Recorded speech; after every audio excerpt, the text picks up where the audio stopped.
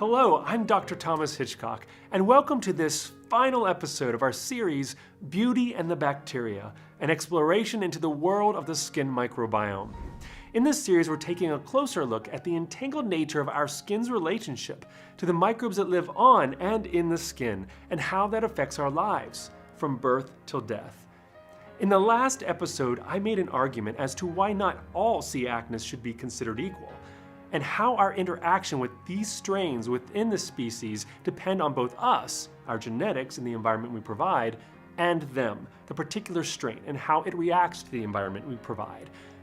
But when you boil it all down, there are two ways in which C. acnes strains can significantly affect overall skin health and beauty. These are, 1, their interaction with skin cells and the immune system, and 2, the substances they secrete to condition the overall skin environment. After we discuss these two things, I think that you'll think very differently about the way that you view the C. acnes species and your skincare in general. Let's get into it.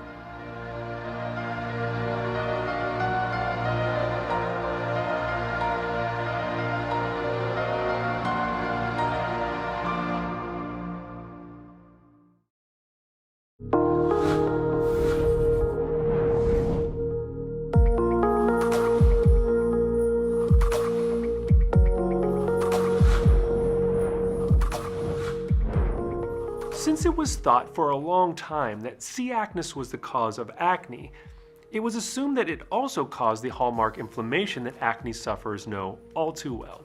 And this assumption was not altogether wrong, as there were indeed a number of strains under the C. acnes subspecies acnes that did contribute to inflammation. Many scientific studies have used strains of this subspecies to cause inflammation intentionally in the lab, so that some new pharmaceutical or nutraceutical ingredient could be tested to see how it might stop the inflammation caused by such strains. However, we now know that certain strains of C. acnes don't cause inflammation in human cells, but actually do the opposite. I observed this myself in my own research when we stumbled across a strain of C. acnes subspecies defendans from a skin swab of a volunteer.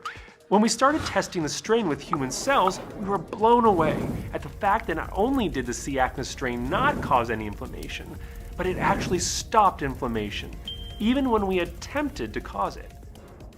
This was an aha moment for us, because it told us that certain strains of C. acnes may not simply be commensal, but may even be somewhat symbiotic in nature.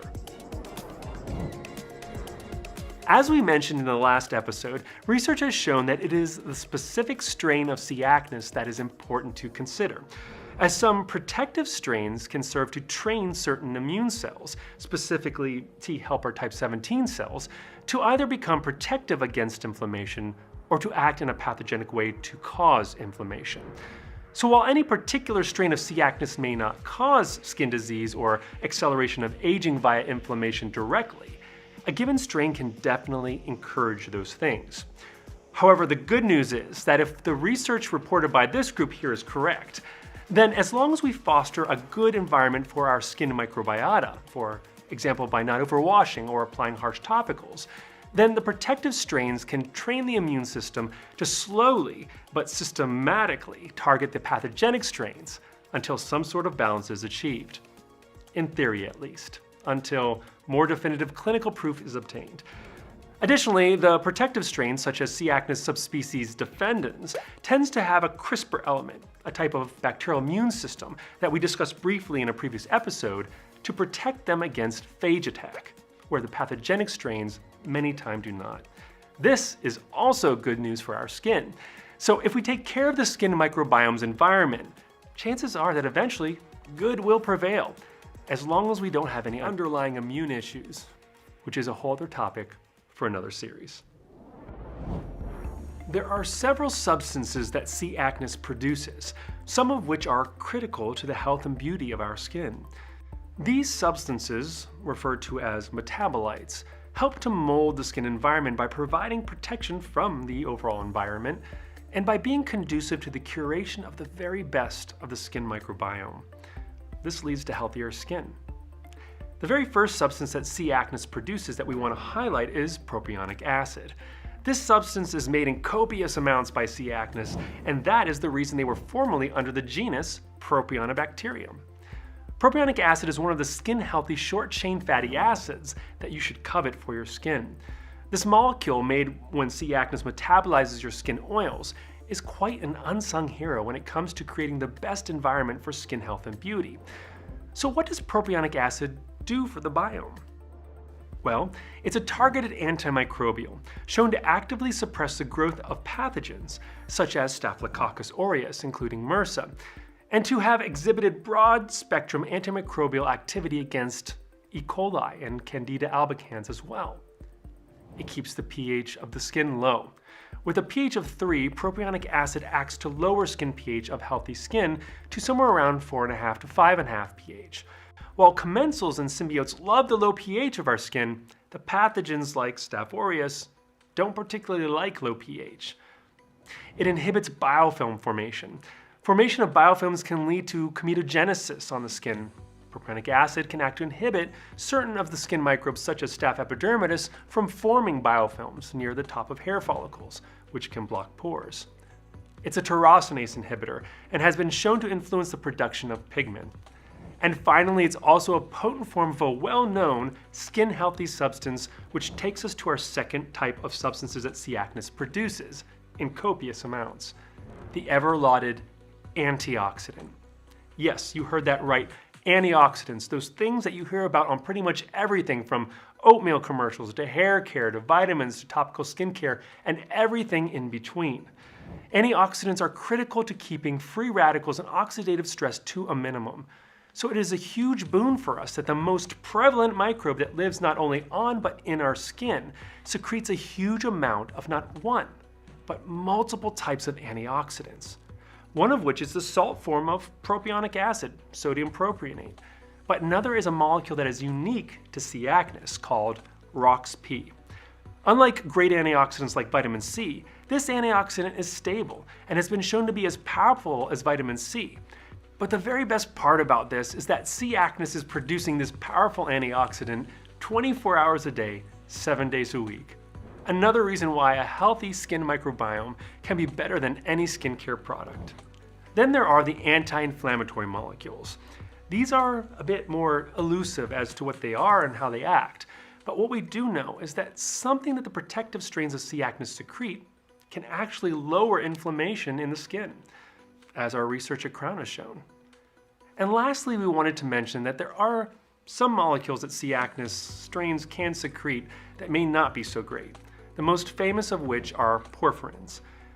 Porphyrins are a group of molecules that are part of the biosynthesis of essential components of living organisms such as heme and chlorophyll. The porphyrins secreted by more pathogenic strains of C. acnes versus protective strains can indeed be pro-inflammatory when secreted at high levels. The good news is that scientists have shown that the protective forms of C. acnes, such as subspecies defendans, secrete significantly less porphyrins than their pathogenic counterparts. Some protective strains secrete none, as can be seen by this figure by Bernard et al. Not only that, studies have shown that healthy C. acnes' low level of porphyrin secretion is pretty consistent, where the pathogenic C. acnes tend to increase porphyrin production when given certain food sources, such as meat and dairy, which contain high levels of vitamin B12. This may be why some people tend to break out with acne when ingesting certain foods, when others have no problems when eating the same foods. All in all, we've laid out the argument for our premise that C. acnes is one of the, if not the most important microbe for your skin. However, we do not claim that it is the only important skin microbe, as any microbe that contributes to the benefits or detriments for the skin are, of course, very important.